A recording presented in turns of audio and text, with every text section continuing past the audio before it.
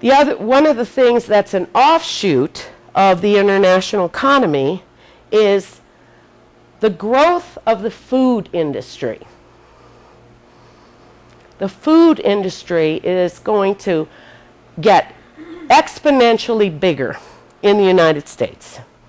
And the reason is that our farmers are the most productive farmers in the world. Our farmers can produce more food than any of the farmers all over the world. And we are actually exporting a lot of food already. And that has just begun. Not only are our farmers on top of it, but our supporting industries like our farm equipment.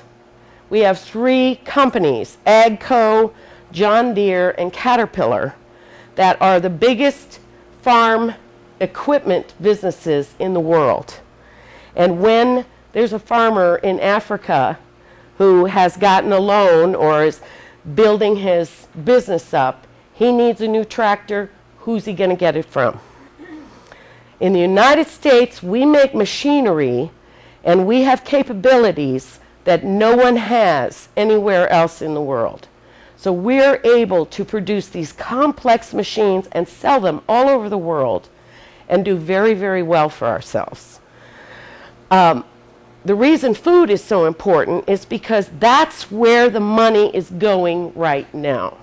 If you think about China and how big it is, the majority of people have historically been in the rural areas. They've been the farmers.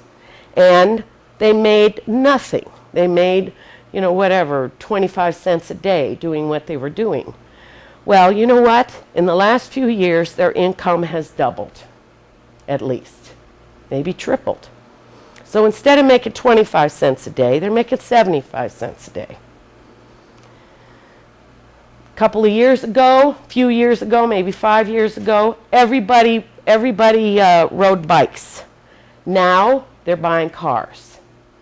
And they don't have enough roads. They're buying so many cars that you can't get across China because there's not enough roads. And everybody sits in their car and inches along on the big major highways.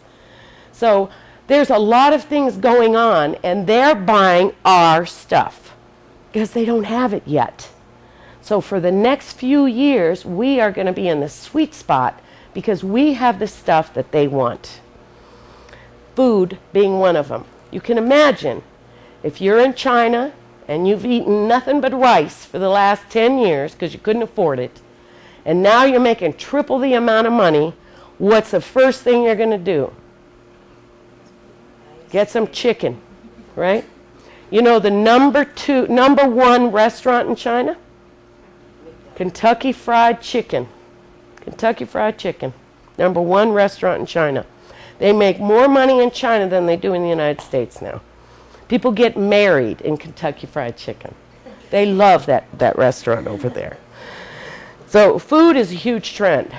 The other trend is energy. We have energy in this country. We have energy. You know, we are becoming an exporter of energy for the first time in history. We've got the Gulf, we got the oil sands. But you know what else we have? Natural gas, right? Natural gas. We have so much natural gas that we could provide our own natural gas, our own energy, and be completely energy self-sufficient on what we have in this country. Isn't that exciting? You know, I said to a client, what if I told everybody we have an energy that is cheap, costs a quarter of what oil costs. We have so much we can't use it all, and we can be completely energy independent as soon as we want to be with it. Isn't that exciting? And that is what is happening right now. Very exciting changes with natural gas. Why has this happened all of a sudden? Well, we've had abundant natural gas as long as I can remember. Back in my Lehman Brothers days, everyone's talking about natural gas, natural gas, natural gas. Well, what was the problem? You couldn't transport it. You get it in a pipe or you get it in a truck, and it seeps because it's a gas, right? So guess what? Somebody came up with the idea of freezing it and making it liquid. Now we have LNG. We can transport it. We can transport it in ships. We can get it overseas. We can move it all over the United States now. Now, there's some issues with natural gas. And I want to tell you, LNG was developed in part by one of my clients. In fact, some of you might have met him, Alex Pastahov. He died last year. But he was one of the developers of the technology of natural gas. Very exciting. It's amazing what one person's contribution can do for the world. It's amazing.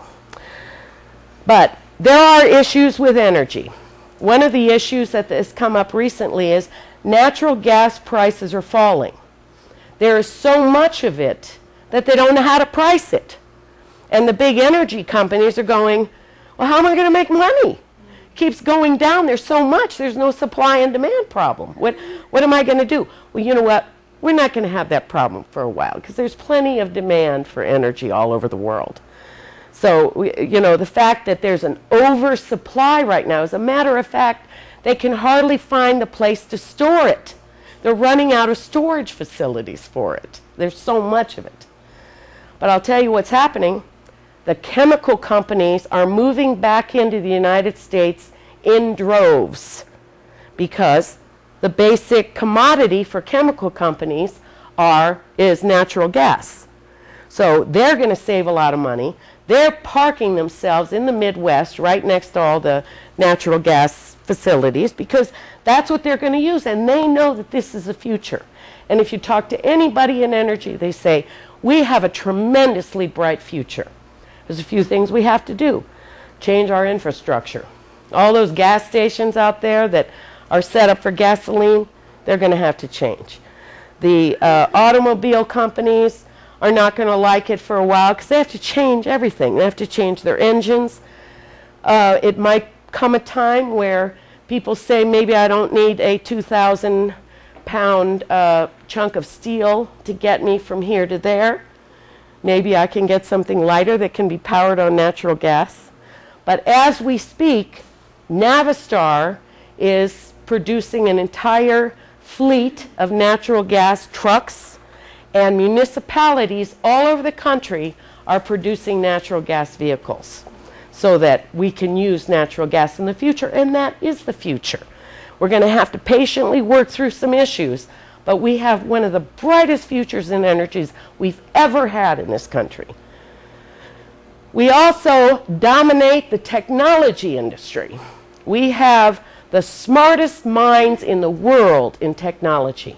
We are so far ahead of any other country in the world that it's incredible. We dominate that industry. Technology is wonderful because all it does is create efficiencies. Everything can be done cheaper and better and quicker because of technology. Our big technology companies are tremendous buys, and they are all starting to pay dividends as well. The other thing about technology companies, no debt. Cisco, no debt. Microsoft, no debt. Intel, no debt. So all the big technology companies are not only cash rich and solid as a rock, but they pay great dividends, and the potential for their growth is tremendous because they're selling their technology all over the world because we are the only people who offer it. Great trend in technology. And the other thing, of course, is dividends. Dividends, most people don't understand dividends. There is a very wrong opinion out there, really, that stocks are not safe and that dividends are not safe. Now, can a stock go down? Absolutely, it can go down. Can the value of your house go down? Did that keep you from buying your house? You know? What if I bought it today and next week I want to sell it and it's, you know, what am I going to be able to get what I paid for it today? No. Maybe. Yes. You know what? I don't care. I'm buying my house to live in it. I'm buying my house for the long run. And that's how stocks have to be bought. Most of the commercials that you see on the Financial Channel are traders. I'm in, I'm out, I'm making money. I'm trading options. You know, get in there and trade options. Options are a ridiculous investment, I will tell you. It's not an investment, it's a game. Options, the options market is run by some of the smartest people in the financial industry. When I worked on Wall Street, I worked for an entire year doing nothing but options, and the only way I got away with the skin of my teeth was because the options traders thought I was cute. And that's about it. Because otherwise, I would have been killed. They're very smart. They know what they're doing. The odds are totally stacked against the retail buyer. Not a way to go. No derivatives. They're run by people who trade, who want to take your money. Investing is the way to go. You buy, you hold. These are your treasures. These are your assets that you've built up over the years. You keep them, you treasure them, you hold on to them, and they pay you. They pay you dividends. They pay you an income. A lot of people in the old days used to buy a big portfolio of stock and live off the dividends. If you can make 2.5%, 3%, 4% on a stock, that's good money. Plus you get the growth.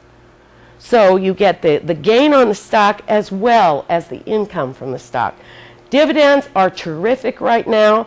I have down here 2.5%.